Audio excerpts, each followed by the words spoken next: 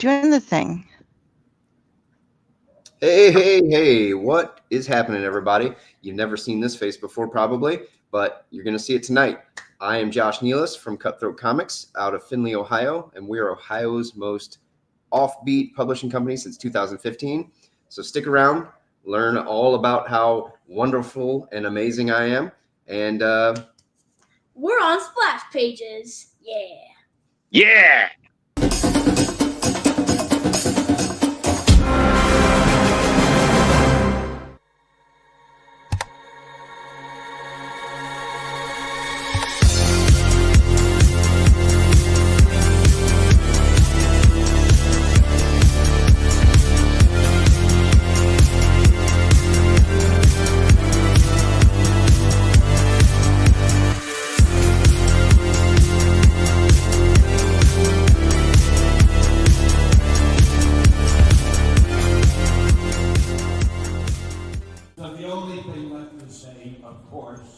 Is the one obvious thing.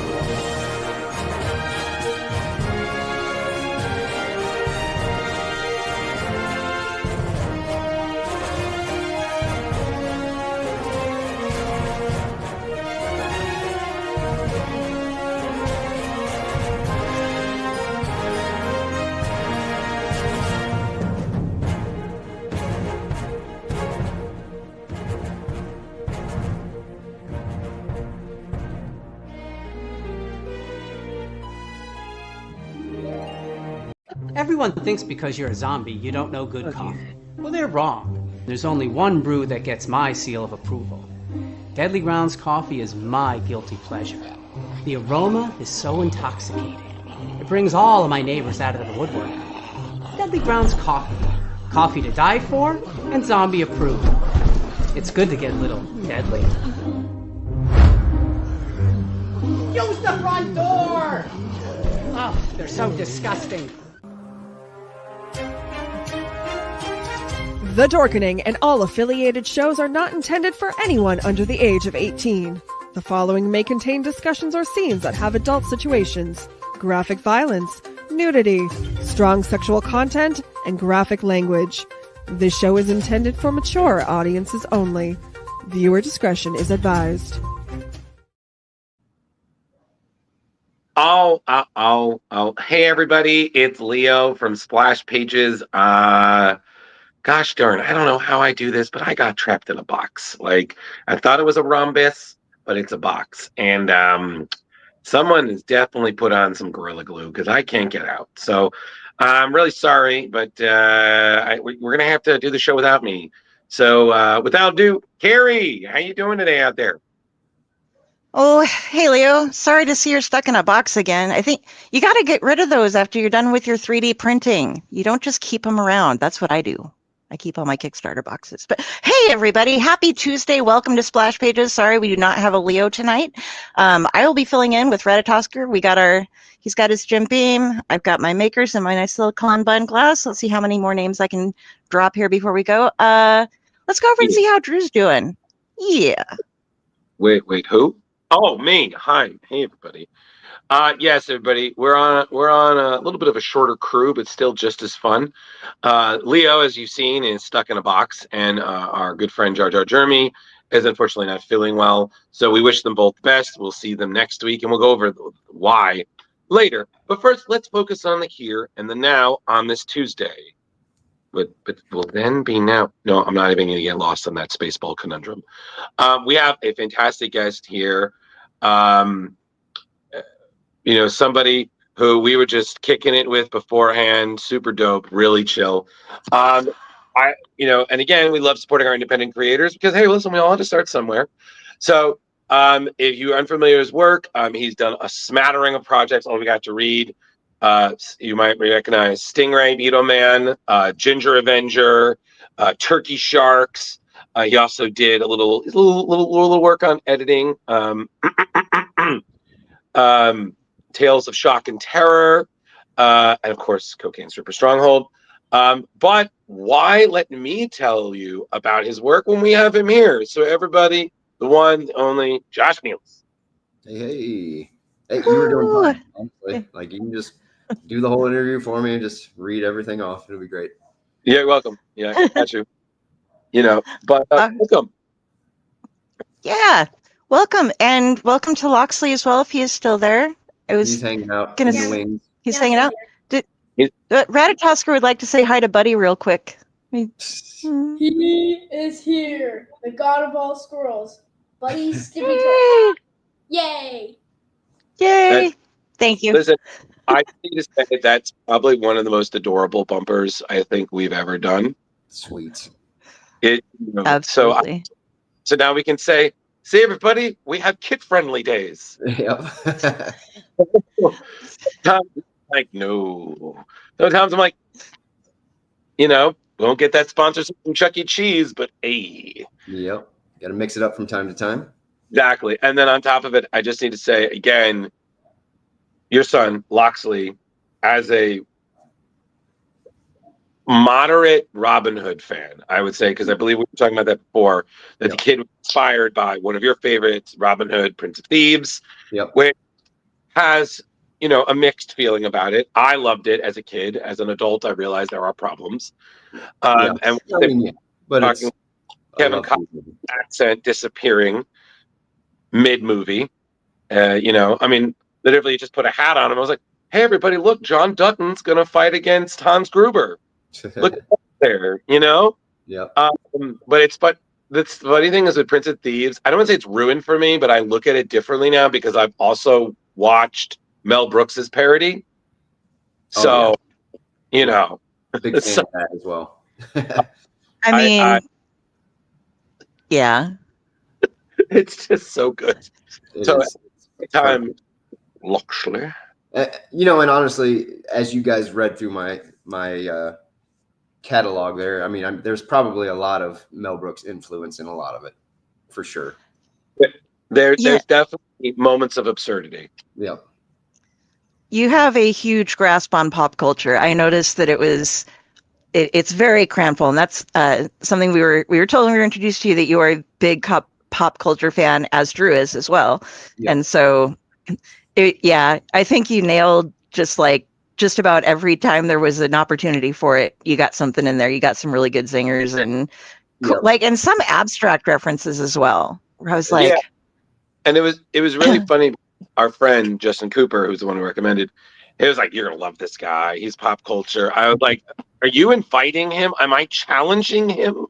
Because I've got a pretty good guest. I was like, I don't feel like doing Clash of Titans with someone I've met. Like, I don't want to get engaged in some, dark helmet Lone Star thing. Like, oh yes, and your Schwartz is as big as mine. Yep. I was like, no, if he's a dude and I'm a dude and she's a dude, we're all dudes. Let's just meet up and talk comics and all that, without any orange soda whatsoever. So I was like, perfect. Yeah. I just don't like orange soda, but I love that show. But point is, thank you for joining us. So kind of at the beginning, you've been busy, but I always like to ask, how did this start? Like, what was your interest in comics? What kind of motivated you to say, I'm going to try doing this?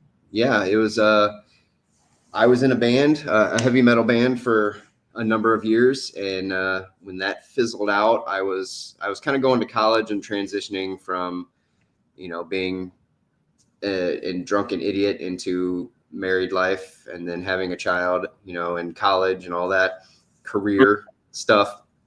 So kind of when the band fizzled out, I ran like a movie review webpage for a hot minute, and it did not scratch the creative itch.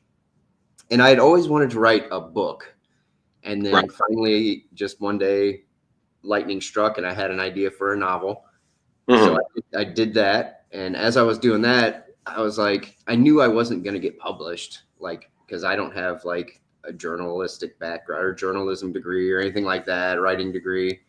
So I was like, I kind of was doing some research and I was like, I'll just do it myself, So I opened up Cutthroat Comics, and as I was writing that book, I was like, well, now I have this publishing company. I was like, I might as well do a comic book. I loved comic books as a kid. I had Stingray and Snapdragon were characters I created in 6th grade for a writing contest that I did not win. So I took those characters, made them more for adults, and ran from there. And now it's like the Turkey Sharks saga, we call it, from Stingray 1 all the way to Turkey Sharks 5. So that's like 5 + 9, whatever that is, 14 books. And there will be more later. For now, we're setting that aside to do Cocaine Stripper Stronghold. Yes. But we will come back with after the 4 issues of Cocaine Stripper Stronghold are done. The next thing will be Buddy's going to get a one-shot. Oh, yay! That's exciting. Yes, that is. I can only wonder why you think that exciting. Thinking at me right. But I had to ask, just because having read your ideas, the first question I'd want to ask is why. But the other question is, how did some of these ideas come up? Was this just like driving Loxley to school and you know what? I'm gonna do that. Yeah. Or you're just, in the supermarket and you're looking at candy and you think, like how did some of the ideas like come up? Was it just lightning in a bottle, or did you just randomly you're like, I gotta write this down. I'm gonna forget. It's so I learned from being in a band. I know the creative process and all that. So and like Paul McCartney, for instance, was talking about how he wrote yesterday. He like woke up in the middle of the night and had the melody, and he had like a little tape recorder by his bed, I think it was. So he hummed the melody into it, so he wouldn't forget it. And that was something that I latched onto when I was in the band, because even though I was the drummer, I would write, guitar parts as far as like I would sing them to the other guys. I wouldn't write them because I can't play. But I would always have notes in my phone and voice memos and stuff. And I do that to this day. I have my phone next to my bed. If I wake up, I'll throw a note in my phone. Sometimes it's ridiculous. Other times it's a good idea. But for me, I don't want to toot my own horn. Oh, no, it's okay. I've been doing this 10 years. I've written 15 comics, published 2 others for other people. And I think I've written like 15 some odd novels too. So it's like, oh, nice. My brain doesn't stop. I have a backlog of like 5 or 6 novels that I'm just waiting to get to, and comics. Like Buddy, I have the basic idea of what Buddy's going to do in my head. We're going to do a Rascals thing with the Teen Titans kids at some point too. So it's nice. It's never ending. Like and every time I finish a novel, literally my brain's like, oh, room for more. Here's another one. And it's ridiculous. It's almost frustrating. Okay. So I have a few. Number one, toot that horn like you're in a ska band. Okay. Fantastic. The second thing, and Carrie, I need to know this just because he keeps bringing it up. What was the name of your band? And do you have any notable band stories? So it was a wild ride. We were called Until Forever. I think we went from like 2008 until 2013 or 14, something like that. Okay. We were signed to a label before we ever set foot on a stage. Wow. I don't know how I did that, but I did that. And then that label sold to Warner Brothers. Okay. So we were like, oh shit, here we go. And then like 3 months later, Warner Brothers was like, hey, by the way, we're dropping every band but one from that label. We literally wanted that one band, so they bought the label. Wasn't us. Yeah, but we did really well. We our last album, which is all on Apple Music, has everything. Spotify has most everything. Of course. For those that want to listen to it, because I think we were solid. Our last album was produced by the guys that produced all of Chimera's albums, Walls of Jericho, tons of other Drowning Pools, like second album. So like millions of CDs sold, produced our last album. That's amazing. Yeah, as far as like stories, I mean, it's all the typical band stuff of, we had a tour bus and it would always break down and all that kind of stuff. So I was going to ask who the Until Forever poster was for that made it onto the wall in one of the comics. I saw it at least once. Yeah, Turkey Sharks. One, I think or two. I can't remember. Yeah, it's on the wall. That's one of our posters with the actual band. Oh. And then nice. Underneath is another character that I have seeded into the world, but have never gotten to tackle yet. And it's a British white rapper. Yeah. Yep. So what was the name again? Sticky Tape. Okay. Because I remember saying British white rapper, and I was like, yeah, I want one. Yeah, it's something I used to joke about. My alter ego was Sticky Tape, the British white rapper that only does Tupac covers. So, oh my God! Eventually, he will make it into the comics at some point. I hope. I look forward to reading about his mixtape. The multi-platinum mixtape. Because again, I used to be a musician. I used to be a drummer, and I tried bands, and like in my scene, I don't want to say I wasn't very good. Because Ringo Starr is a pretty basic drummer, and he was in one of the best bands of all the world. But I tried, and it was like the early 2000s, and I kept trying to get like emo bands. I was like, oh, emo, wave of the future, and now I'm like, yep, all those emo kids went corporate. It's hard. So you saying you weren't a Neil Peart? No, I was not. I was never a Rush guy. We're not the Professor. Respectfully.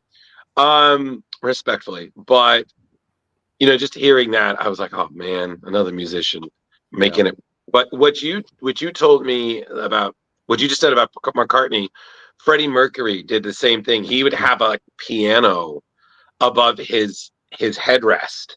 So in the middle, if he woke up, he could just play a melody before. And I was just like, that's either genius or the most insane thing ever. But then he writes, kick-ass song. I'm like, all right, well, listen, clearly I don't understand the creative process, but I will when I have downtime, like at my day job and I'm doing paperwork, generally, I watch YouTube, but I'll pull up like biographies on the big writers and creators and just listen to their progress, like their process and stuff. And usually I find that naturally I do those things. So I'm always like, okay, I'm on the right track if I'm hitting those beats without being told how to do it. So there you go.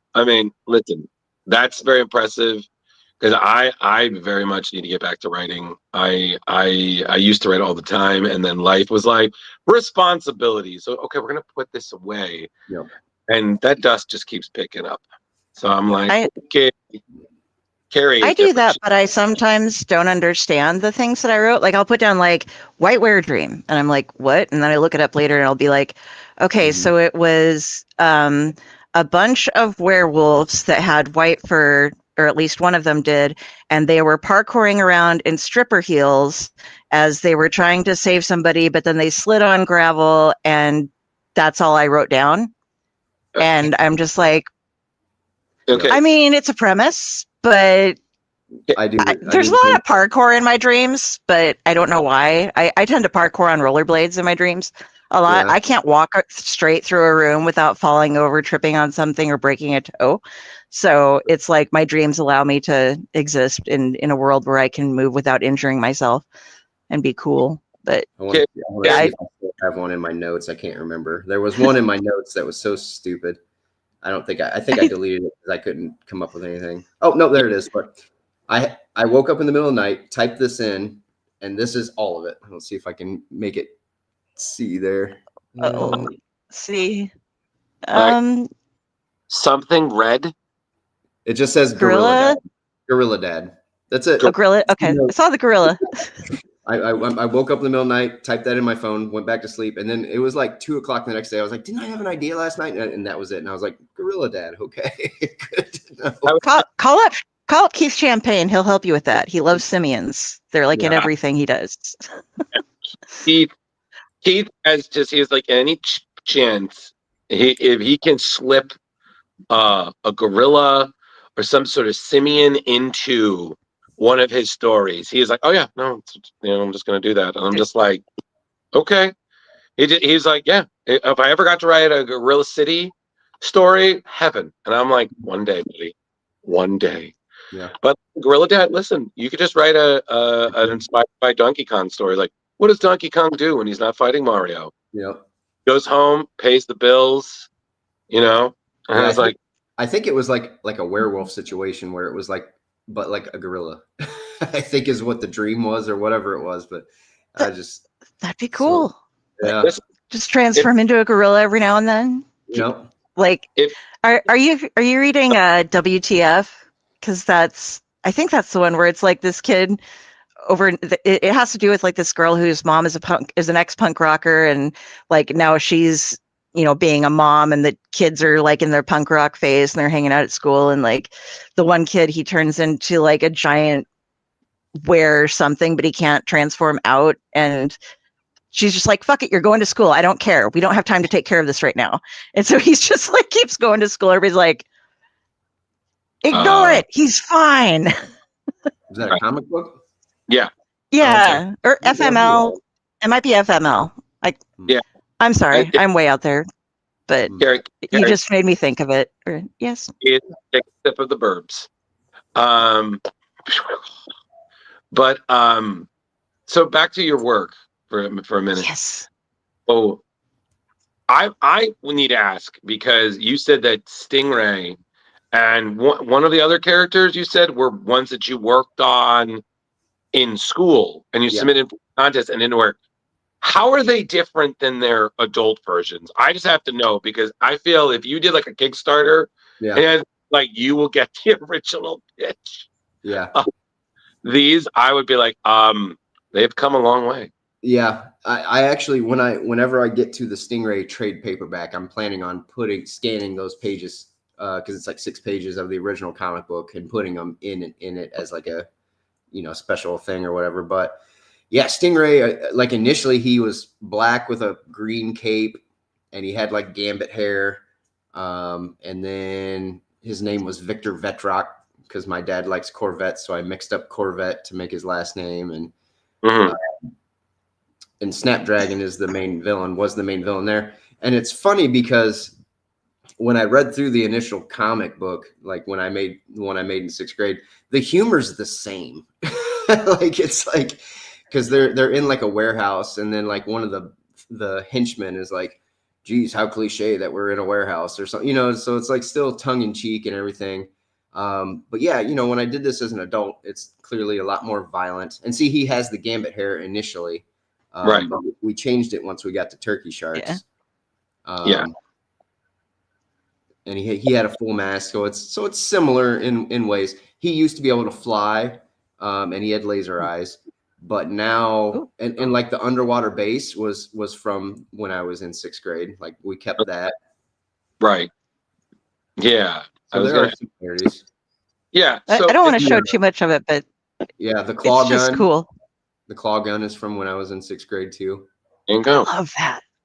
Yeah. So back to comics. Like, I mean, I take it as a kid, you were a comic book fan. So what were your favorites, and did any of them kind of inspire?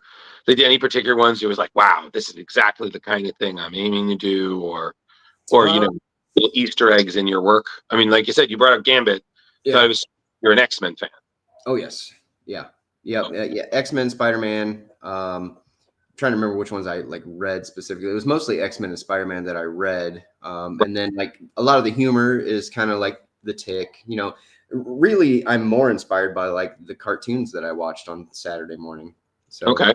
And that's why I like a lot of my comics. I like to tell people that the comics I write are for people that like comics. They're very comic book comics. Yeah. They're not like dark, gloomy super serious. They're fun. You know, you're supposed to enjoy reading them and have fun doing it, and that's Not the too comics I make. right.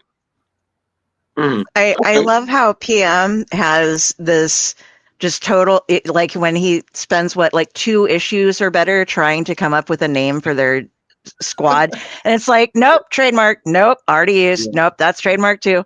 No, you're Yep. close, you're getting better, you're getting somewhere. I don't think, you know, that's at least somewhat safe, but yeah, just And like totally oblivious.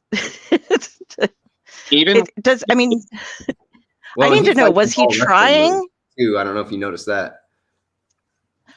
Okay, thank you. It was. I was like, they got all this stuff that they're doing, and they have like chat. Okay, boom, you know. Yeah. But okay, that wrestling, that makes sense now when I Yeah, see it, because yeah, there's no ring. But yeah, he's doing. I think in the one thing he's doing the Bret Hitman Hart's finisher move. I can't remember, now I'm like blanking on what it's called. I know he does like flying elbows and okay, yeah, it's ridiculous. yeah, but I have to be honest, when I like saw the title, like Turkey Sharks, I was like, what weird sci-fi like sounding project is that? Because I literally thought like I was like, did this like so like because again, this is proof that I've watched way too many shitty human language sci-fi movies. Because I was like, what genetically engineered monster sharks in Turkey? Like I was like at this because I was like, I thought I was gonna read it like, you know, in a Thanksgiving by the beach. Like, yeah, so it actually came from I had been struggling. That actually took me a long time to come up with the team name. right. Probably the better part of a year. I was like, what am Wow. I going to call them? And I think I was going to call them the Pride, like Pride Alliance, and then that ended up being an LGBT team was already called the Pride. And when one of my buddies told me that, I was like, yeah, that makes sense. Okay, got that. And then my kid was, you know, he's 10 now, so he was, I don't know, 4 or 5 at the time, and Baby Shark was a big thing. And I think I was singing it, and I always call him Turkey, like my little turkey. Right. And so I sang it as Turkey Shark, do do do do do do, and I was like, interesting, the Turkey Sharks. And then I was like, well, why would they name themselves that? And that's when you guys didn't get to read Ginger Avenger, but Ginger Avenger's girlfriend is named the Turkey Shark. Oh, okay. Yeah. Okay, I caught that she was lost in different things, but yeah, he was kind enough to send us a lot of things to read, and there were a couple of issues that we had opening some of the links, but it like what we did get to read was really fun. Yeah, no. So, but there were a couple like I wondered how you got there. Yeah. There's a little gap there. Yeah. No, but like I said, like it was very funny, and again, him just running through. What about that? Taken? No. Dead? No. Old. Copyright. We do not have lawyers. You know. Power, and then finally, what was Power Rangers? No. Rescue Rangers. We're missing some chipmunks. No. You can't have any of those. I haven't read them for a while, so you guys remember more of the lines than I do. I think does he say the Mighty Ducks at one point? I think, and the Kid Friendly wants to be the Mighty Ducks, and then they're like, no, can't do that. Can't have that one. No. Who we are discussing, by the way, is we're gonna do this real quick. His name is Pedo Man, but we're gonna call him PM because it's just that's what he's called in the comics after his first introduction. But I want to pull up and show his. This is from when he kind of discovers his powers. So he was. Is it okay if I give a little of his backstory before I put up what we're doing? Yeah, okay, these books have been out for a while, there's spoilers. Okay, there's a mad scientist who collects all this great paraphernalia from like boy bands and different stuff and like mixes it all together and injects this kid, and then nothing happens and the scientist dies. And then it's like years later, we get to be introduced to PM, and so he's sitting around watching Karate Kid here, and then suddenly like says Ralph Macchio, and his shirt starts to shred. And then we just, Ralph, Machio. And I love how you did this. I was just dying. I need to change my room. I need to do all this stuff. And even in A Wonderful Reference, you got the green, kind of like an homage to the Hulk, which is kind of what you're referencing a little bit there. Yep. So yeah, the main artist, Cristiano Reina. I mean, he's so good. He's so talented. There you go. I mean, you got it. But then there's totally like an Office Space kind of rip-off vibe going there during that, and I have expected to see Milton somewhere like, excuse me, PM, you not give me make my stapler. You need stapler. It's a big deal, you know, big deal. You know, can set the building on fire. And here's Buddy's origin story. He gets kicked out of a tree by a Ralph Macchio'd PM. Yep, he gets kicked into outer space. The second I was like, oh no, like I was, of course, the squirrel. Yeah, Carrie, show the follow-up, because of course you can't just leave this animal out in space. Oh, I already, okay, hold on a second. I have to go back. Yeah, because that kicked. So now we got to show that he did not die. Oh, wait. Did we? Yeah, did you show that? No, I showed that before, but we'll pull, I had to pull up the thing again. But yeah, he gets kicked, and then if we go to the stingray, he ends up slamming onto the bad guy. I forgot his name. I keep wanting to call him a flower. SETI stone. The SETI. Yeah, the SETI ship, and they're like, so that's how we get Buddy, who, I'm sorry, is one of my Buddy's just, I like squirrels, you know. Oh, we know. Yeah. Buddy, I'm a crow girl, but squirrels are like my side thing. Yeah, I'm sorry. Yeah. Okay, you get your boost back. Yeah. Okay. Yeah, and so Buddy was actually named after a real squirrel. My grandpa, when I was younger, he would always feed squirrels out back, and he had one that would literally come up to him and eat out of his hand. And then we would be eating breakfast, and the squirrel would get up on the screen door and literally knock. Oh my God. Yeah, it was wild. And then that is so cool. I did that, and then I guess you didn't see Ginger Avenger, but Ginger Avenger's grandmother is also my real grandmother, who I put in the comics as well. And she was in one of the Turkey Sharks. Yep. Yeah, so that was her real house. Get up off your ass. Yeah. Oh, that's so cool. Yep. Yeah, she's the no nonsense kind of grandma. Just yeah, it's been rough. Get up. Her dialogue was real easy for me to write because it was just exactly what she would have said. So that's all that matters. See, when it comes to flying squirrels, we have Icarus here, who is Icarus is a flying squirrel. He's Ratatosker's foster nephew because he knows he's going to need a liver in the future, but he doesn't understand genetics. So I just let him think that it's going to work out okay. But very greedy squirrel. Animal cruelty then. But back to the books. Because again, reading everything, it really did feel like kind of like watching like the early stage Marvel, like you're setting up your characters for the Avenger book. So essentially, so I was like, oh, okay, I see what you're doing. Creating the worlds, and then of course bringing them together. But the whole Brothel City, is that that the name of the universe, or? Yeah. Well, Brothel City is the city they live in, and because it's a funny name, but also because they're known for soup broth. I think it says in there somewhere. Yes. Yeah, I think silliness. Hey, listen, nothing wrong with that. I was like, because it was like reading, and I was like, wow, this feels like I'm reading an Avengers book put together by Kevin Smith.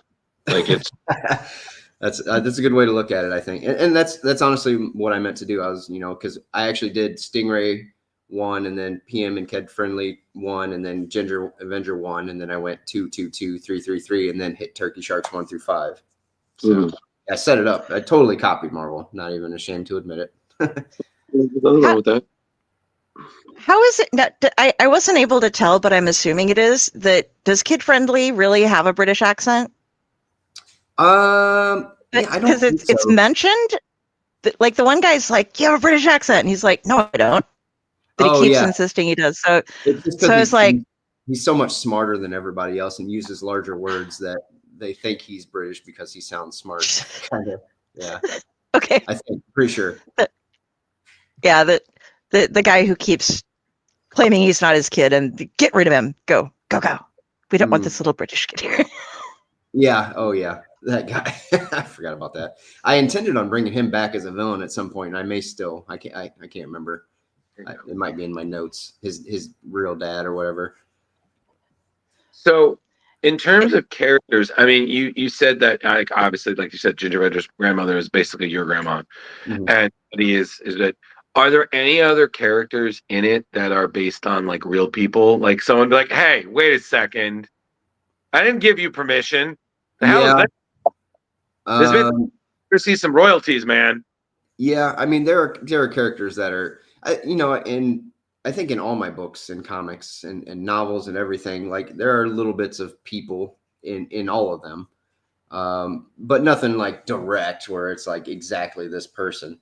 Although in one of my novels, I did have three of my friends that I was like, "Hey, you're going to be in this book, just so you know." So but they were aware of it. So. Oh yeah, it's really funny when people do that. I had mine did that for me in a horror comic. Yeah. Because I supported the Kickstarter, and I was like, yeah, you can be one of the characters getting killed, and so I saw it. Yeah. And look, it's me. I'm name dropped, and I'm killed by a ghost face with a fucking pillow. I'm like, right. Yeah, I think it's PM and Kid Friendly 3. I think Cristiano and I are sitting at the bar having drinks, I believe. Okay, that's the reference with the totally not us or what? Or yeah. Okay, cool. I was wondering. Sorry for bringing you here or something. I forget exactly what it says, but yeah. Yeah, but that was fun. And where did you come up with? Okay, the blasphemer was blasphemer. Oh my gosh! Yeah, blasphemer, and then was it the Tennessee Ninja? Redneck Ninja? Yeah. Redneck Ninja. Okay, he was from Tennessee though, right? Or was I wrong on that? He might have been. I don't remember. Probably because I was born in seeing those two duke it out, I was just like, where did you get these guys? They're just out of the blue. Okay. Yeah, it's they're great, by the way.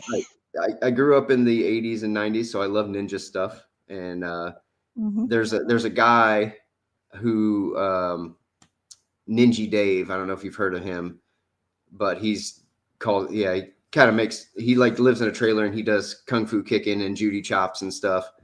So that character is I wouldn't call it a ripoff, but inspired by in its ways. And then of course the alter ego of Redneck Ninja, as you read through, is totally not that. But Blasphemer, he was actually intended to just be kind of a one-off throwaway character. But Cristiano and I just love him so much that I was like, oh, he's here to stay. But I was driving through Amish country for my day job because I drive around the state of Ohio fixing medical equipment. And there was a group of Amish kids at this gas station just kind of standing around. And for whatever reason, I think there might have been 10 of them or close to it. And the statistic is, last I knew, like 1 in 10 people is LGBT or whatever. So I was like, well, there's 10 people. Surely one of them is. And I thought, well, what would that be like? So then I took He-Man and made him Blasphemer, more or less. You just said that. You just said that, and I was like, "Oh my god!" I was like, "What would it be like?" It would be an Amish paradise. Yeah. Thank you. Just had to get that out there. When you mentioned the gas station, then I was thinking like with the Redneck Ninja, and you were talking about somebody who just lives in the trailer and does stuff. Have you?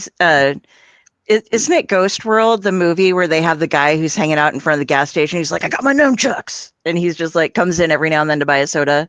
But he's just like he's like the 30-year-old gas station guy who's like hanging out trying to pick up chicks and look cool by being like a gas station ninja. That sounds right. he's- I've seen that movie. It's been a long time. It's a good one, based off a comic book.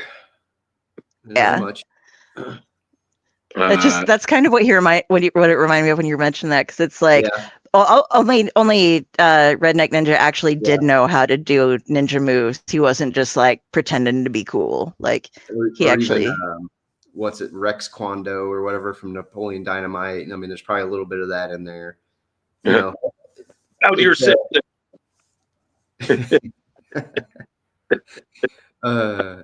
Yeah. So we really, Brothel City. I'm looking forward to. I'm gonna track down the Ginger Avenger so I can get everything put together, because the way that people teamed up and the way that you worked it, I have to admit, the first couple pages I was just like, oh wow, on some of it, and then but it, like, the more you read, it's like, okay, this isn't just like this isn't little kid stuff. This is like kid humor. There's a bit of little kid humor in it and stuff, but it's not just trying to be forced. It's not just trying to be in your face. It's just got a lot. It takes a little bit of build up to get into it, like only 10 or so pages, and then you're like, okay, now I'm following the story. That's why they're acting this way, and this is why this is going on and stuff. And so I really did get into it, and I'm hoping to read some of the other stuff. Now, the one that you're working on right now, the cocaine stripper Stronghold. Yep. Stronghold. Thank you. I'm like, there's another S word. What can you give us a little preview of what that's like? Because we didn't get a chance to read it, and I'd like to share that with people so they can get out there. That sucks. I wish that one would have worked. I'll have to definitely look into that. So I woke up from a dream. So you have those dreams, like you wake up and you look at your alarm or your clock and you're like, oh, I got 5 more minutes. And so you go back to sleep, and then you have like a fast dream. I had one of those one morning, and as my alarm was going off, I was like coming out of this like tunnel from being asleep to being awake. And as I was like waking up, in the split second, somebody kept yelling that title to me, Cocaine Stripper Stronghold, like it was echoing. So when I got up and I was getting ready for work, I was like, that's a weird title. So I put it in my phone like I did Gorilla Dad. But then throughout the day, I was like, that's a funny title. I was like, what could that be? So I wrote a novel of it where a horde of zombie businessmen and a biker gang attack a brothel way out in the desert because they like cocaine and strippers. And it's like a post-apocalyptic thing, takes place 150 years from now, roughly. And I mean, it's a raunchy comedy, but it's super funny. And just the title alone, it sells a lot. Like I've had to reorder it several times. Almost every couple cons that I do, I have to order more of that. So I was like, well, I can't let it just be one book and done. And so I took the main character, Jane, who's the cold-hearted mistress of the brothel. And I thought, well, she's the main character. I said, how did she get here? So the comic book is a 4-part comic book series prequel to the novel, where the first one opens up Jane. You find out she's been raised during the zombie apocalypse on a penthouse in a high-rise that was self-sustaining. So she's never had to leave the penthouse. But her parents have died, and things are falling apart. She doesn't know how to fix everything. So she has to leave. And that's where that book kicks off. It's her journey from, inexperienced, rich, posh girl on a high rise to being a cold-hearted mistress of a brothel. And it goes kind of, because the novel is kind of like a Western almost. So it goes from zombie sci-fi and transitions into full-blown Western by the end of it. So it's really fun. And actually, if you're familiar with comic books, Mike DiCarlo, who is known for Death in the Family, the Batman story arc where Jason Todd gets killed by Joker. So he drew that, and he's actually working on the Cocaine Stripper Stronghold comic series with me. Wow. Nice. Yeah. He's doing the flashback pages, and he did the cover of number 1. In issue 2, he's doing just the flashback pages because there was a lot more flashbacks. So I couldn't afford to pay him to do all that. So he's just doing the flashbacks. But Yeah, Wow. it's cool. That sounds great. Yeah, Yeah. and you're touching on two things that are making a major surge in comics right now too, which is horror and westerns. Yeah. There's suddenly a big flush of that is being like people are getting tired of superheroes just being superheroes Yep. and comics just being about superheroes. So the superheroes themselves are getting a more western vibe or a horror vibe, and just that setup of comics in general is coming out. So you're very on point with that. Yeah, and you almost it's weird. You almost feel like generic for doing superhero stuff, even though I enjoy it, and that's why a lot of people like comics because of the superhero stuff. But I wanted to try my hand at something a little different. It's still humorous. It still has my brand of humor in it, without all of the pop culture references. I think there's a few, but obviously, it's 150 years from now. They don't know everything. But I think there is like still a Step Brothers reference in the first issue. But it's and like my shtick kind of with the zombies, because you have to have your own take on zombies, is that I felt that when they become zombies, they're still a little bit themselves. So they will form in cliques. So like in the novel, it's zombie businessmen. They like cocaine and strippers. But in the comic, you see like the old people zombies will gather at pharmacies or church. And then stoner zombies go to the parks and the gas stations and stuff. So that's kind of the shtick of it. If you want to, I don't know if you've read this or not, but Jason Aaron's has something that is kind of it's not it's got a rich person who's been stuck in a like complex in a post-apocalyptic kind of setting. That's pretty much about the only thing that's similar with it, and it's of course because it's Jason Aaron, who I love desperately. It's depressing as all hell. He likes to take his characters and be like, how much can I torture you? Yeah. Like, you're going to be a good story, but you are going to die and die miserably and slowly as we spell it all out exactly why it's happening. But he's got something like I said, similar to the beginning, like going through and not know one character doesn't know how to function outside of like the penthouse and the life and being like, oh shit, this is the world now. Right. But yeah, but it doesn't have any uplifting parts to it really. There's just kind of like, this is really bleak. Yeah. So with the ordering and stuff through Cutthroat Comics, I'm sorry, Drew, go ahead. No, it's okay. Finish your say, with Cutthroat Comics, are you in stores? Do you mostly sell at conventions and through your own setup, or do you have yourself set up in some comic book shops? How does that work? Yeah, I mean, the vast majority of my sales come from when I do cons. And as much as I love that, I would like to try to build up people ordering off my website more, or telling local shops to like, hey, get all this Cutthroat Comic stuff. We are in some shops. I can't tell you how many, like maybe 20. It's hard to remember, where they've all gone and stuff. And then when I do the Kickstarters, there's usually like a shop, bundle or whatever. So I don't always know where those are going. I mean, I send them, but I don't necessarily know it's a shop. It just has some guy's name on it. Yeah, it would be nice to have more people, because a lot of cons you have to pay to be there. So there's investment in that, and there's investment in the books. So it is hard to turn a really nice profit, so I can keep doing this at cons. So if people were buying it off the website more frequently, that would be nice.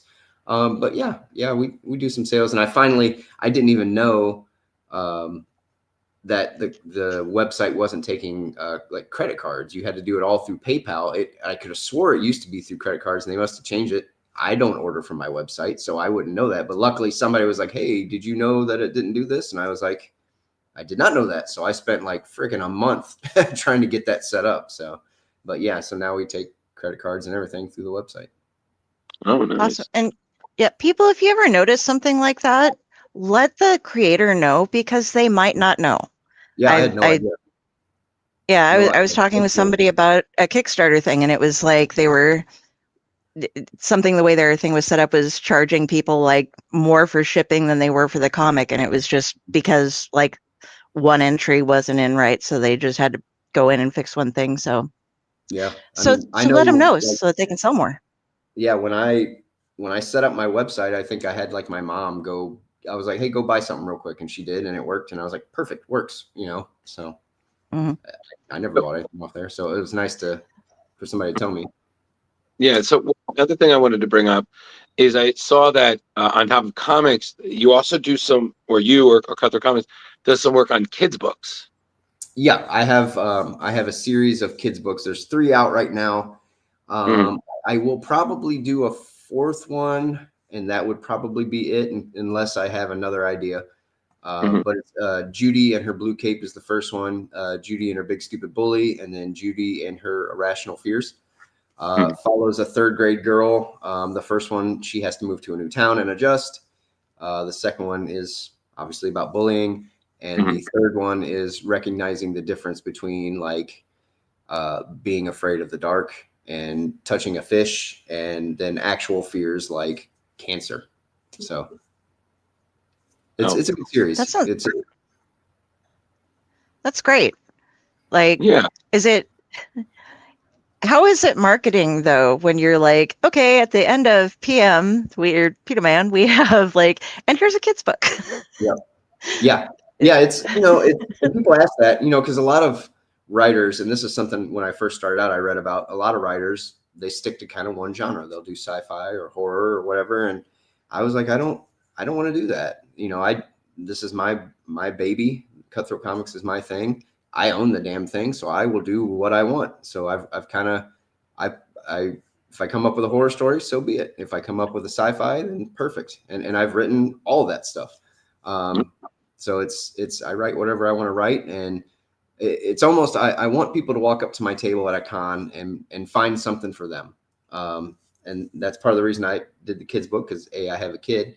I remember my sister is 17 years younger than me. And I remember when she was learning how to read, she was sounding out bigger words and stuff. So I wanted to write a kid's book that was fun for a kid, but also slightly challenging, just enough to get them to, be able to read better and everything.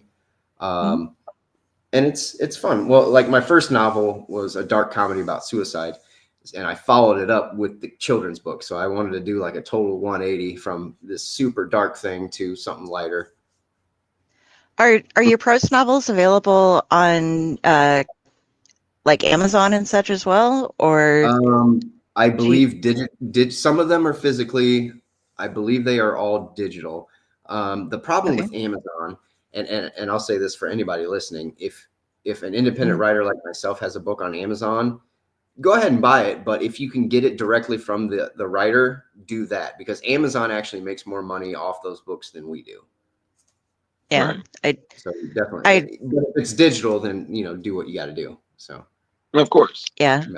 I'm in a couple of anthologies, and it's you get what you get, but you get more if it goes from the publisher instead of going through the Amazon. And they want you to. You get it. So my prices on my novels are $15 for the big ones, $10 for the small ones. So like the kids' books would be $10.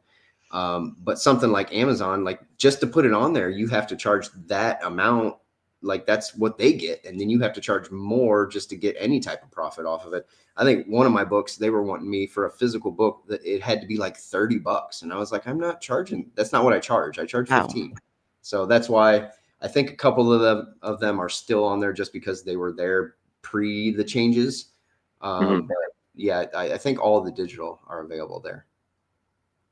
Okay. If you put on your Amazon profile how to get to your regular website, that's a good sneak around kind of for people. They can like go, oh, I want to get this book that I saw here. We'll go buy it from there. And yeah, exactly. I don't know. I print through Lulu for my novels, and it's just all through their website. So however it gets on Amazon through there. So, but regarding your work, again, you being a comics fan and you've been to a few conventions, did you have any moments, meeting any other creators besides, the gentleman who's helping with the flashbacks in one of your books? Yeah. Did you have moments where you got to kind of fanboy out a little bit? You got to meet some of your favorite creators and tell them that, some of your X-Men favorites, like have you stood in line for Chris Claremont or something like that? Kevin Eastman was probably the one that I usually don't get nervous because I've been doing this for 10 years. I've been doing cons for like 9-ish, something like that. And I usually do 1 to 2 cons a month roughly. So I've got tons of cons. I've met tons of creators. I think Eastman, who created the Teenage Mutant Ninja Turtles, was the only one that I was like a little bit nervous. Him, and then I'm forgetting the guy that did Raphael's voice from the cartoon, Rob Paulson. For whatever reason, he almost made me cry. Yes. So my kid and I, every weekday that he's here, at 7:30 now, but we'll watch 1 hour of retro cartoons before bed. So we did all the Turtles. We've done some He-Man stuff. We've done, I don't even remember all the ones. Tick, Beetlejuice. I mean, we've been doing that for years. But at the time we were going through Turtles, and I walked up to get Rob Paulson's signature, and all 4 Turtle guys were there. I had already met them, but I told him what I just told you, and he put his hand on my shoulder and looked me like dead in the eyes. He's like, well, that just means so much to us. And I was like, well, that means a lot to me too, man. So, but I just had at the last con I did, I met a pretty prolific X-Men area artist. And, I told him we were sitting there chatting because it was kind of slow anyway. Right. And about halfway through the conversation, I was like, yeah, I'm Josh. I own Cutthroat Comics. And I kind of pointed at my booth down there. And he was like, oh, I've heard of you. And I was like I played it cool. But in my head, I was like, oh, my God, oh, my God, oh, my God, oh, my God. So, yeah, that was pretty cool. Yeah, we got to meet Eastman Terrific Con this year. I think we were one of the few people who got an interview with him. And just like, again, I mean, if you know your 90s comics, I mean, you know about TMNT, him and Peter Laird. But just like he said hello to everybody there, and you shook our hand, and we have a photo with him, and it's just like I have nothing still signed by Kevin Eastman, but I have this photo with him, and I'm like, hell yeah. And I've also met Rob Paulson, and anytime him and Maurice LaMarche are sitting next to each other is just childhood made reality. They're 2 of the nicest, funniest, most genuinely sweet men ever. Like, especially if Tim and the other 2 of the Animaniacs, I've never seen 3 people who clearly still love working with each other as much as him, Jess Harnell, and I'm blanking on the voice actress for Dot, but all 3 of them are the nicest people in the world. So I've had a similar moment where I meet somebody and I'm a big cartoon fan, so I would tell them that, and they were like, well, that means so much to us, like, and they'll do the voice. I'm like, not gonna cry, not gonna stand and cry. Yeah, I am old miners. So I've met so many. They say don't meet your heroes. I disagree. I think you should. I've only ever had one experience where somebody was like not even super nice. Like, they were nice enough, and it was somebody I wasn't buying anything from them. I just walked up because it was kind of dead. And, they were fine, but you could tell, like, I wasn't buying anything. So, yeah, you could tell. You're not getting money? You don't matter. Yeah. Okay, see, that's what I always, like, I get super, like, I'm just like, I'm going to spend everything that I have. I'm going to be homeless because if I go up to somebody's table, I don't just want to say, like, you're awesome, thank you, can you sign this? I'm going to be like, oh, let me buy this trade paperback for $50 and then spend an extra this amount for you, or whatever. And Drew just shakes his head. And I finally had, like, it was Phil Hester who was just like, stop, you don't have to buy things. If you come, and I was sitting at his booth for a while, and people came up and were just like, you really, like, inspired me. I love that. I just want to get you to sign this. And, like, seeing from the side, like, not being the person and being like, oh, he's just acting that way because of the, but seeing him actually be so grateful to somebody for just, and being so chill. It was like, okay, I don't have to spend money with everybody that I go up against. And if they expect me to, maybe they aren't as cool as I thought they were. And just for the record, I told Josh that I felt with Eastman, because I felt the same way when I met, like, 2 of my heroes, when I met, like, Brian Michael Bendis or Mike Mignola. Like Mike Mignola, you can ask Carrie, I'm a huge Hellboy fan. Yep. And I know 15 years later, and I just asked him, are you Mike Mignola? He was like, sometimes. And I'm just, okay, it's Mike Mignola. You need to sign my books. Can I get a photo? I'm wearing a BPRD hoodie. I'm dying. And I have that photo. Every time I look at myself, I was like, that was a great time. I look like my hair's been electrocuted, but that was a great time. Yeah. So I agree with you, meeting your heroes. I mean, Carrie's got to meet some of her fate. And the person on our podcast was always like, get a photo, because they're just starstruck. I'm like, documentation of this memory. And like, I'm like, I got it. I take photos of the people. I don't take photos of myself with the people because I don't like myself interfering with the person. I just don't like photos of myself. But like, my first year at Terrificon, I got to meet Howard Mackey and Javier Saltares, and my first comic book ever was Danny Ketch Ghost Rider Volume 3. You know, I was just like, yes. So it was like amazing. And like, I spoke with Howard Mackey and like got an interview with him, and it was just like, oh my God, I'm going to freak out and I'm totally dying here and everything is just amazing. And he like hung out and gave me this big poster and stuff. And then like I met Javier Saltares and we were like talking about all this different Ghost Rider, and like they totally stole his design for the movie, but they put it on Johnny Blaze instead of Danny Ketch. It was like, and so he friended me on Facebook, or accepted my friend request on Facebook, and I'll like ask him, and all he does is troll me. I'll just be like, hey, do you want to be a show? And he's just like, thumbs up. I'm like, when would be convenient? Thumbs up. And he just never answers me. He just trolls me on Facebook. But I'm like, hey, Javier Saltares is trolling me, not like blocking me. So I'll take what I get. It's a win, you know? Yeah. I think it just comes down to, it's like when they know who you are. Like we've been on for a while, and we've got to interview some really great creators, and people will remember us. Like I'll actually go, just like, oh my God, hey, how are you? And I'm like they remember my name. Yeah.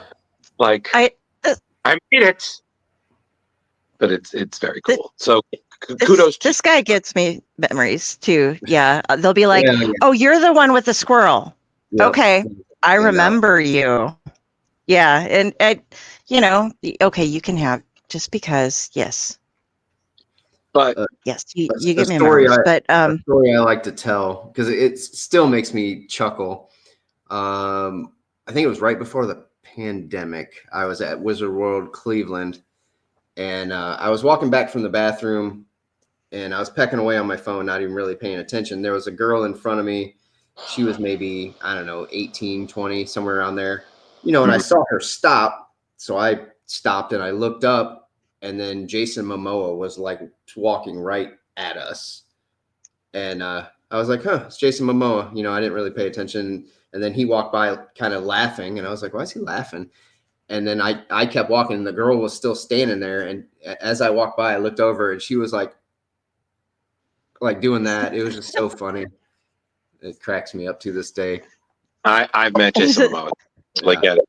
It's one of the few moments when he stood up to shake my hand. I was like, I am so small, and you could crush me like a grape. Yeah. And I say, thank you, sir. May I have another? Yeah. So I totally get it. I have. You can ask Carrie. I had the occasional moment where I'm starstruck, and I'm like, I was like, what am I doing? I'm reaping. Leave me alone. Yeah. My mother is scared of him. Like. She was terrified of one of my friends on Facebook because his eyes are the same color. Well, they turn the same color, that kind of silver that he has when he's Aquaman.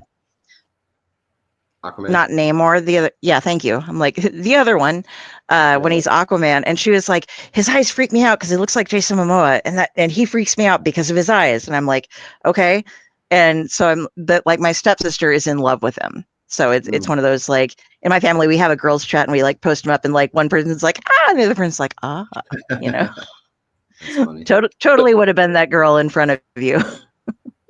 And again, like I said, we're coming up on time, and just wanted to say before we kind of sign you off, thank you so much for the time to sit with us and talk. Everything that you're working on sounds absolutely fantastic, especially not just comics, but all the novels you're pushing out, and I hope you get good sleep because Yeah. it sounds like a lot of interruptions. Yeah, Like, I work 7 days a week, weekends a little less. I probably only work like 4 or 5 hours on the weekends at this, but during the week, it's from I get up at 5:30 in the morning and I will work until probably close to 7. And as you see tonight, this is technically work, I guess, 9 o'clock. So I've put in, a very long day today, and it's a never ending thing, but it's one of those things I tell people, how bad do you want it? How bad do you want to do the thing that you love for a living? So you put in the work for it. Absolutely. Well, we very much appreciate your time. Thank you so much for. It's fun talking to you guys. I always like meeting new people and all that. Yeah. And Pyle, who's watching right now, owns a haunt in Ohio, and he's one of a couple of people in my other network that own haunts in Ohio. So you're in a great state for anything horror. I've learned. There is a lot of that here. Yes. Yeah. The Midwest being a place of horror, I can only imagine what movies have inspired that. This is another reason why I get a little suspicious of corn mazes, but we're not going to go there. But as we're signing off, two things, Judge. One, are there any conventions that anybody watching can look to find you, purchase your work, help get Loxley, into college, that kind of thing? Yeah. And what is the best social media, like ways that people can follow your work, interact with you, that kind of thing? Three things actually, real quick. Kickstarter for Cocaine Stripper Stronghold #2 starts October 1st and runs through Halloween. So look that up. I'll have links all over the socials that I will mention. All right. As far as cons, I've got Marysville, Ohio Toy Show is this Sunday, the 28th. Okay. And then I've got Toledo on October 18th is Collectible Expo. I think that's Ultimate Collectible Expo. Findlay Library, November 7th or something. All my dates are on the website, CutthroatComics.com. So I can't remember all of them offhand. Doing great. But yeah, I usually do 1 or 2 a month. And then as far as socials, Facebook, obviously. TikTok is probably where I'm most active currently. Instagram is Cutthroat_Comics, but everything else is just Cutthroat Comics. Okay. Great stuff. Wonderful. And we'll make sure that we put up, I do a crowdfunding segment on the show. So we'll make sure that we get your Kickstarter going as soon as it is up and running. Or at least it might not be the first week unless there's like something. Do you have any like early bird specials going on with it? Or is it? Yeah, my Kickstarters are not super fancy. It's pretty, here's the comics, here's some freebies we're throwing in. Here's the bundles. There you go. Like it's a lot of work. And I don't like the fanciness of a lot of them myself. I'm very bare bones. You're buying the product and that's what I want you to enjoy. Being the person who does them, I appreciate that. Yeah. We have one friend who she breaks it. You can't even see all of the different options that she has because she has so many, which is fun. But it is a lot of stuff to like scroll through and explain from my end. But it's, for the people who like all the extras, you got all the extras. But having just the bare bones, what you get, that's. I am doing giveaways with this one actually. Every 25 backers, I'm going to give away a Turkey Sharks Kickstarter exclusive cover that you can't get anymore because I have some extra copies. Oh, so that'll be fun. That works really well. Yeah, that's something I've encountered before, and some things. Anything people have like, you know what you do to get even more? You offer something that you have in backstock with a remark. Oh yeah, just be like, and I'll remark it. I did draw the first Stingray comic ever in 6th grade, so I could draw that. Yeah, there you go. You have plenty of time to practice it, Yeah. Well, again, Judge, thank you so much for joining us, man. We really do appreciate the time. But we know that you're absolutely exhausted, so we're going to let you go so you can get some much-needed sleep. Yep. Remember, when in doubt, melatonin. And thank you. Never knew that, but yeah. Of course, yeah. Good luck there. Also, thank you to Loxley for doing the intro. That was adorable. Yep. Kudos to the kid. And just thank you again. So, like I said, when you're leaving, just press the exit button, let it bring to the uploads page, let it go to 100, and then you can close it. Perfect. Thank you guys. I appreciate it. Yep. Thank you so much. Thank you so much. Good luck with everything, and maybe next year we'll have you on again when you got some new projects. Perfect. I would enjoy that. Yep. All right. Have a good night, and good night to Loxley and Buddy. Night. Night. And then there were two. And then there were two. Oh, so I think we should just go straight to the news, because then we can do the news. Then we'll do whatever Kickstarters you have, and then call it a night. So sound good to you? Sounds good to me. It's going to take me I'm not as cool as Leo. I don't have everything queued up. There are no variant watches tonight, so we'll do.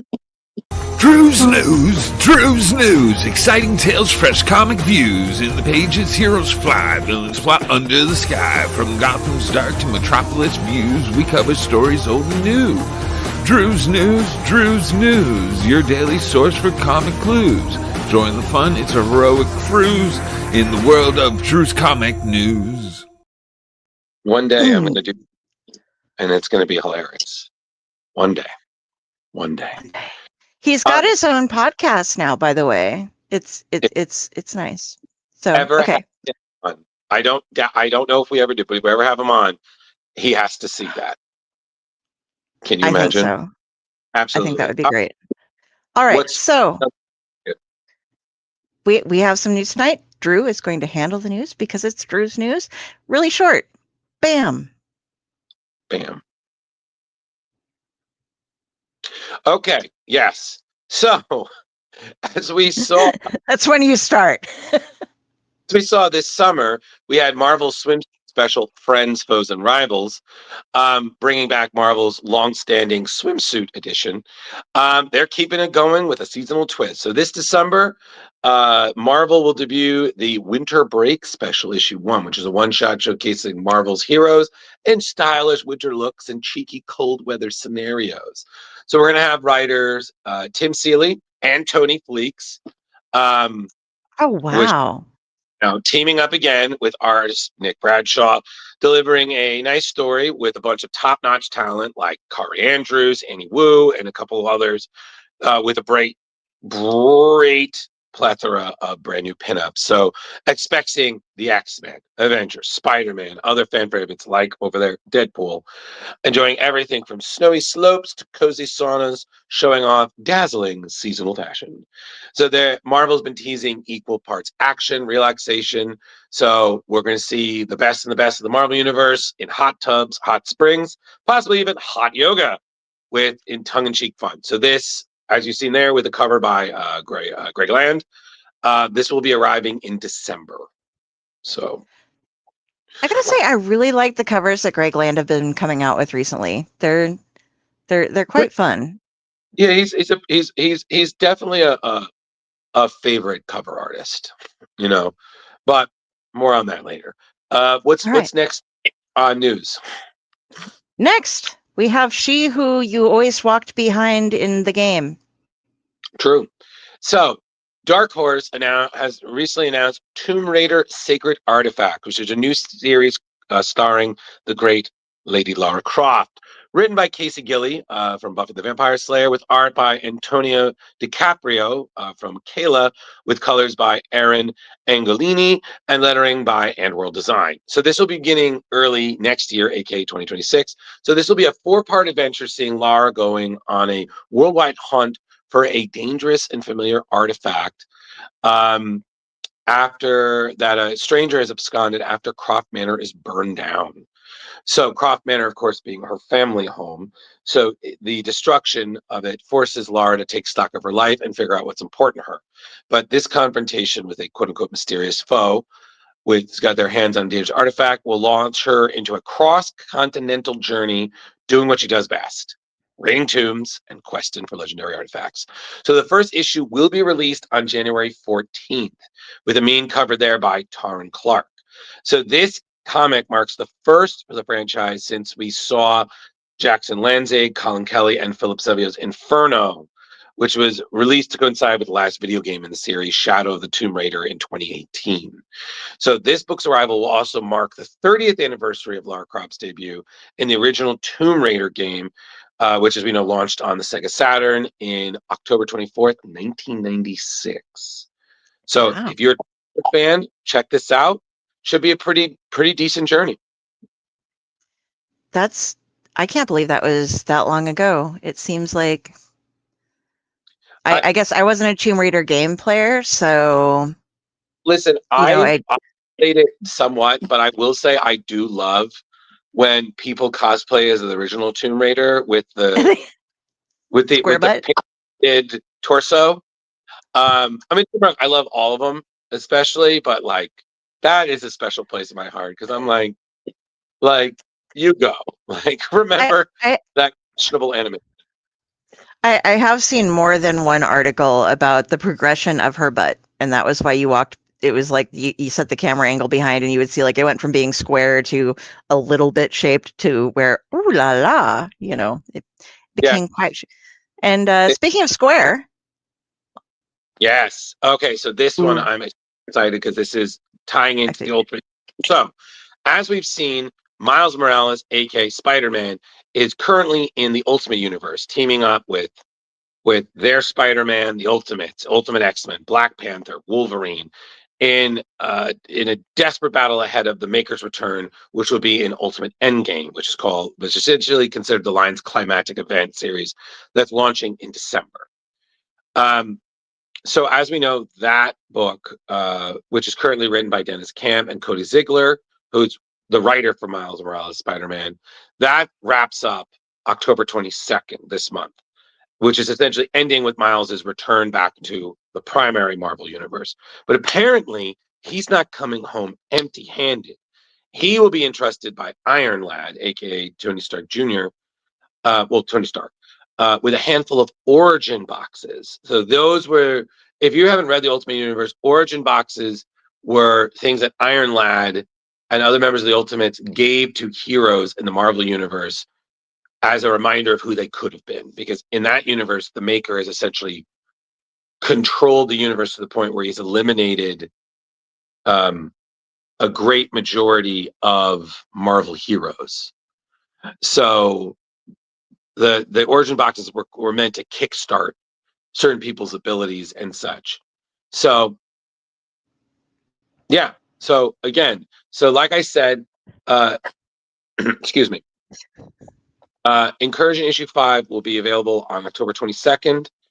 And Miles coming back to his original universe, dealing with the origin boxes, will take place in Miles Morales Spider-Man issue 39, written by Cody Ziegler with art by Luigi Zagaria and a cover by Federico Vicenti.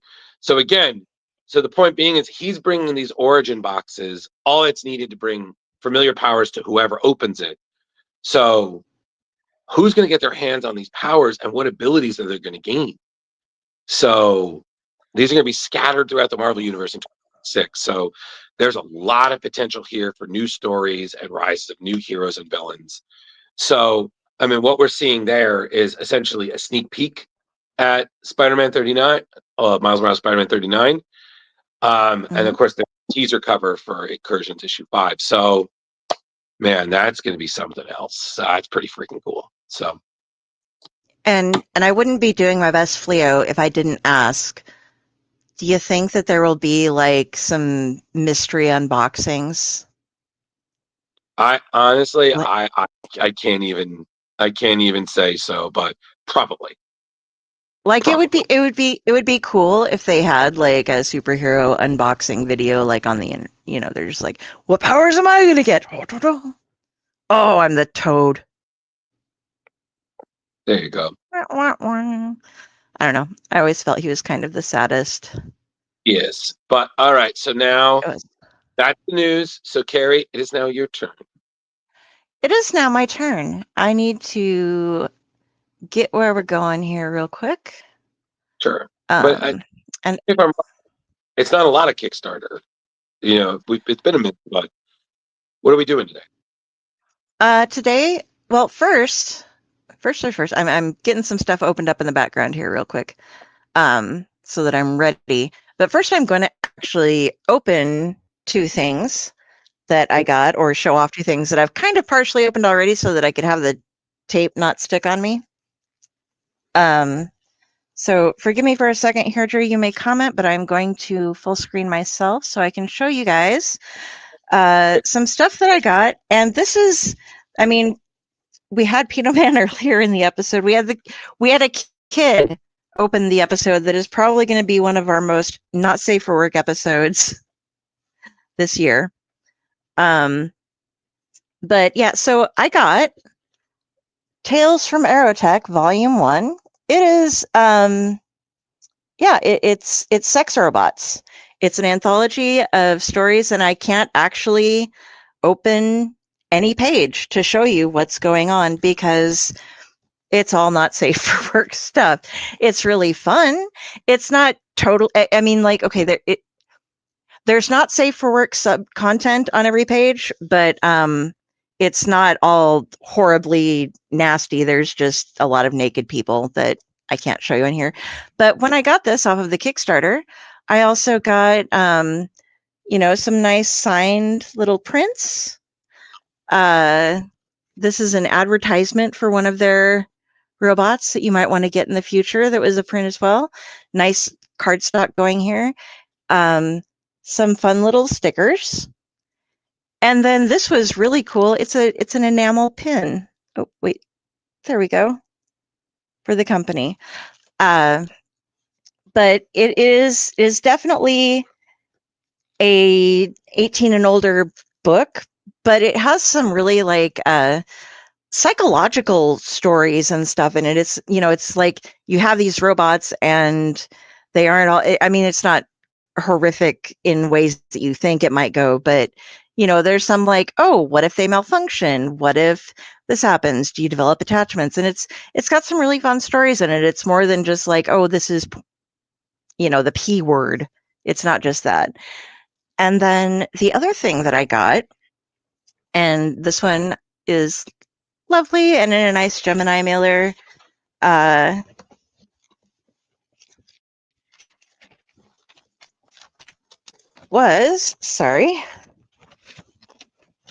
but Zombie Tramp versus Hack Slash. And I need to see here how much I can show of this one as well. It's super glossy cover. Really nice glossy pages. This is, okay, I can show these pages. They go through and they're fighting in a mall, and it's just Dan Mendoza and Sean Gabbern did it. The interior art is by Pablo Munoz.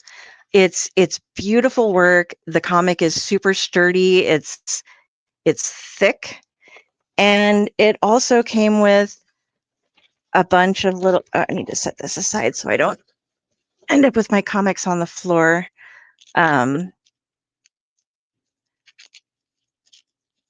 But they tape these really well. Little sticker cards, and oh my goodness, there's a lot of tape involved on this one. I said I opened it up so I couldn't. I didn't realize this one had that much more tape on it.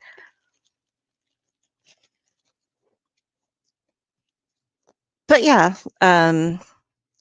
there's Zombie Tramp. And here is our favorite hacker. And then just a bunch of these. So you get to see them together, but on the back, they have a little kind of lenticular thing going on, which is really cool. So yeah, that's something. These are little fun little goodies. Why I'm always encouraging people to pick up something on the Kickstarter, because like was mentioned earlier, you get bonus things that like they're only available on the Kickstarter. This cover you can only get, or these goodies you can only get on the Kickstarter. So That's why I like to get them. So those are my two kind of naughty comics of the year. They just happened to show up at the same time. So it's like, okay, we'll just put them on together. And for what I want to show off, I got to get things ready here. Sorry. Again, I'm not as cool as Leo, guys, so it takes me a second to get everything pulled up here. But I'm doing my best. Doing my best Leo impersonation. Yes, I know. Okay, here we go. All right. So the first one we're going to talk about tonight is Punch numbers 1 and 2 from New Pain Productions and Keith Champagne. This one ends in 2 days, so this is why I wasn't on last week, so I didn't get a chance to talk about it much. But at 6 a.m., this is a backer kit project, not a Kickstarter. What we have here are some of the covers, and this is a Keith Champagne one. I really enjoy it. But the characters that we've covered before are Marshmallow, Kibble / Sushi, Flapjack, Crackers, and Apple. And here are some of the interior pages. This is the next generation of anthropomorphic heroes. They've returned and they're all new, all different, even more offbeat, exciting, extra, and strangely sexy second issue. Since the dawn of time, every country, every culture on Earth has whispered in hushed tones of strange, fearsome mythological creatures: the Loch Ness Monster, Bigfoot, chupacabras, yokai, tall gray aliens, and countless more. They walk among us, behind us, beneath us, hiding in the shadows. They are the cold things that go down the back of our necks, the strange feeling we're being watched. They are the cryptids that have preyed upon mankind since we took our first steps onto dry land. Can a group of bioengineered misfits save mankind from an evil cryptid conspiracy? Well, you're going to find out. The cover art in this is by Rich Stenke with series star Keith. I'll go back and show this. Okay, so this is the Stenke cover, along with Keith Champagne's on the side. The next ones are Richard Miller from Kaiju Max and Sleep, as well as this one is by Xander Cannon. And this is a really pretty simple, straightforward Kickstarter, with the pledge levels being $5 to $25. Those include digital copies, physical copies, and Scooting and Catch-Up tier. $30 gets you the t-shirt, and that doesn't include the book, so you order the book along with it. Or you order the book along with it in your add-ons. For $60, there are 5 available remarks each from Stonky and Keith Champagne. And there's also, for $300, original art of Keith's cover. For add-ons, $10 to $20 gets you 1 and 2 of the books, the digital body blow, it's a digital copy with a bunch of extras. And for $30, you can get the coffee mug. It's pretty straightforward. Nothing, they don't put a lot of extras in because they don't really need them. You can order some of the back stuff. And that's that for that one. It's really fun. I wanted to go through tonight, guys, and we will do a really long one next week.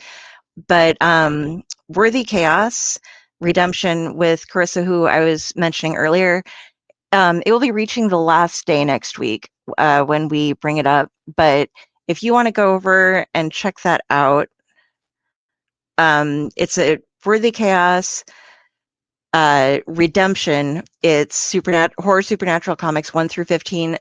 She broke the internet again by making this, and it's just, there's just a lot of stuff going on with it. But hold on, I'm sorry, I'm having a moment here. Okay, I need to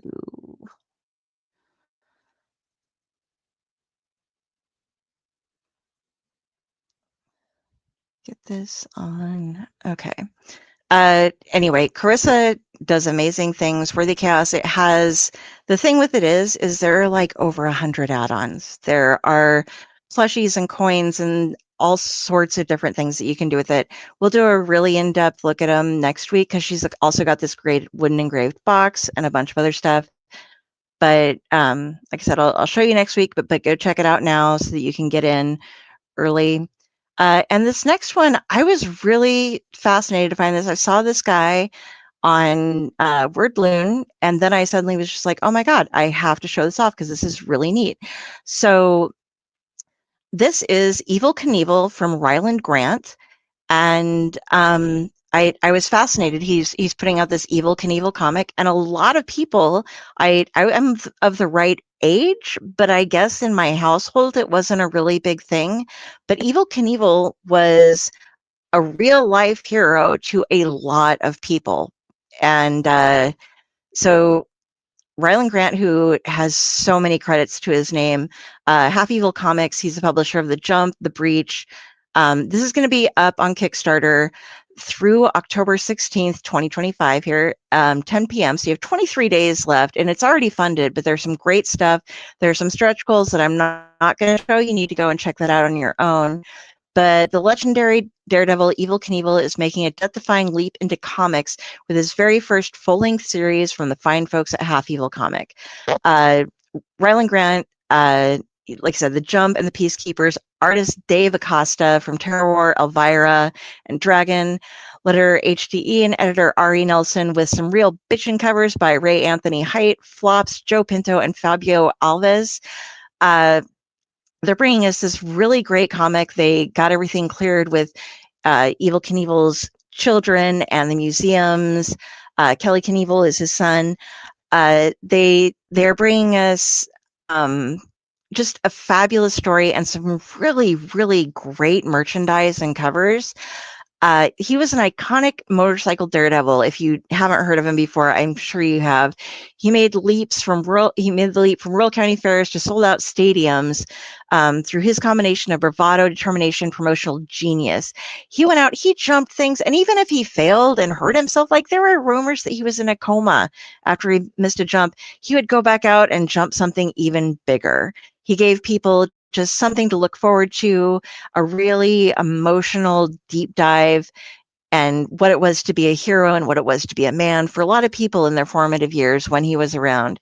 And these are some of the covers that I'm going through. The first one here is the standard cover that comes with everything. Everything else you can only get.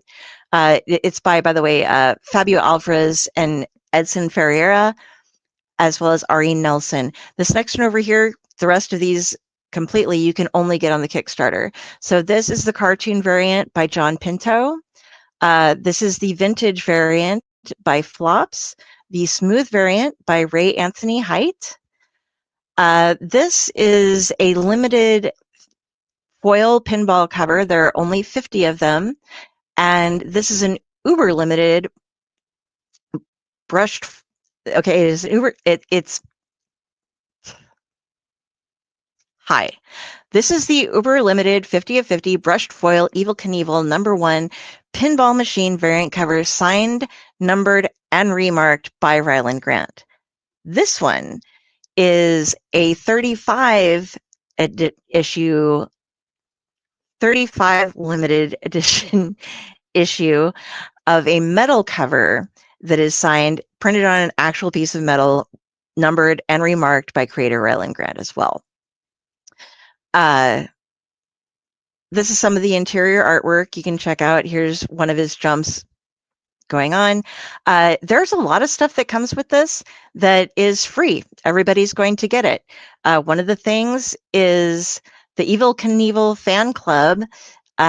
You get free, you're part of the Brass Ball Society. You go ahead and you're going to get the certificate and this card that backs you. You're also going to get the Half Evil Comics Starter Pack PDFs of a bunch of their greatest hits, including the Ringo-nominated Bandjacks #1, the Ringo Award-winning Aberrant #1, Suicide Jockeys #1, The Jump #1, and a special preview of The Breach #1, which is 230 pages of fun for just a song. You get this membership for free.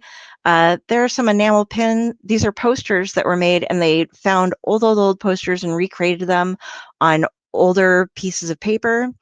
So they are very, very authentic. You can get these.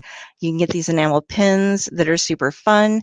Ryland is also into skateboarding, so you can get these skateboard decks for $120 each. They are 8 by 32 inches, standard board dimensions, made of high quality 7-ply Canadian maple. The first one is the Kings Island Jump by Fabio Alves and Edson Ferreira. And the second is the Cartoon Level by John Pinto, because people just really love that design. You're also going to be able to get some of these different packs they put together. It gives you a bunch of different things of your choice to go ahead and pick out at a cheaper value than you're going to spend normally. And you can also get original artwork. This is by Davi Leon Diaz. They're roughly 6 by 8 inch things. You can get these as a pledge tier or an add-on, and you can order as many of them as you would like. You can also get, this is super fun, your picture taken with Evel Knievel. If you go ahead and send in a picture yourself, these folks are going to put it together and give you something like this. Davi Leon Diaz is going to draw you next to him. You'll get a high-resolution digital copy on the file and a beautiful archival print suitable for framing. Once again, this is something you can order as many of as you like as an add-on. You can also get drawn in for $250, drawn in with lines for $425, a 5-page story featuring just you and Evel Knievel for $2,000. You can meet Kelly Knievel, his son, for $5,000. You can become a producer for The Last Gladiator. This is one of Ryland Grant's projects. He has an impressive track record of setting his fiction and comic properties up in film and television. To date, his stories have attracted talents like J.J. Abrams, Justin Lin, F. Gary Gray, Robert De Niro, and David Diggs. You can become an associate producer on The Last Gladiator property. You'll also receive the agreed upon credit in the book right next to the writer, artist, color, letter, and everything. And this one cracked me up for $10,000. You can get a sword fight with Ryland. He will show up at your place. They'll work out the arrangements. You'll get all of the above things and stuff, and you get to sword fight him. The rest of the normal tiers are going to range from $5 to $180 to get those digital books, each of the different covers, the bundles I showed you, and the artwork. So it's just kind of crazy. Like, yeah, you can get, I've seen offers before you can get in a Zoom call with them for like $75 as well, if you want some advice on like how to turn your project into something. But I've never seen it offered before to get into a sword fight. And I really hope somebody does that and they post it somewhere, because I want to see that. Wow. That's just I have no words. I would never have thought like Evel Knievel and comic books would make me go, wow. But the amount of time and the stretch goals and stuff, and some of these things that they put together, like those posters, they're finding like old paper to print them on so that it's ridiculous how much detail they're putting into all of this. And I didn't throw up everything. You have to go check it out on Kickstarter because it's just amazing. But yeah, definitely. So okay, is that everything?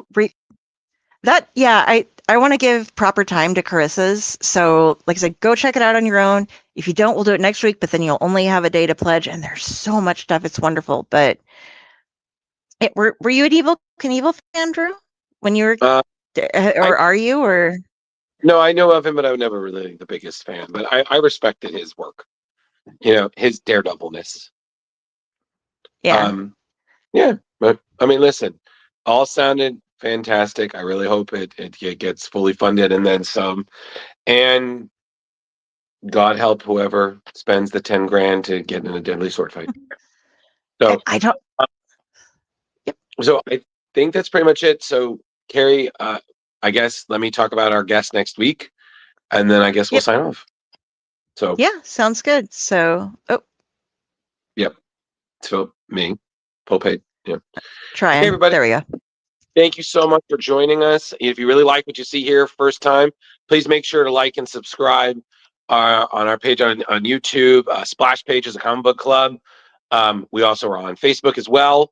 Like and subscribe so you can see all of our crazy antics. We're still uploading a lot of stuff that we took from this year's Terrific Con. A lot of great content coming.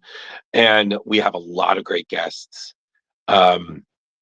coming up next month, and even the month or so afterwards. So just letting you know, it's going to be a lot of top-notch, great creators, so really stick around. But speaking of top-notch and legends, next week we have the great, the awesome, the once Carrie scared of, but now is totally a big fan. The great Howard Chaykin will be joining us on this podcast. So we're going to get to talk to him about some of his work. You know, probably might sing a little or two. Very excited, but it's going to be awesome. So really looking forward to that. Yep. And okay, I'll do that. I'll play the Leo. Hey, everybody. We had a great show tonight. I hope you'll join us next week. We're going to have another great show. You know how to find me, Carrie Sanders.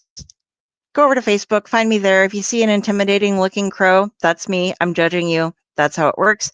All of my links are there. But more importantly, check out this man. Oh, me. Hi. Hey, everybody. Yeah. Hey, everybody. Listen, I just want to say thank you so much for joining us. If you need to get in touch with me, I'm Drew Malo on Facebook, Ghostbuster1984 on Instagram. I'm also Drew Malo on Blue Sky.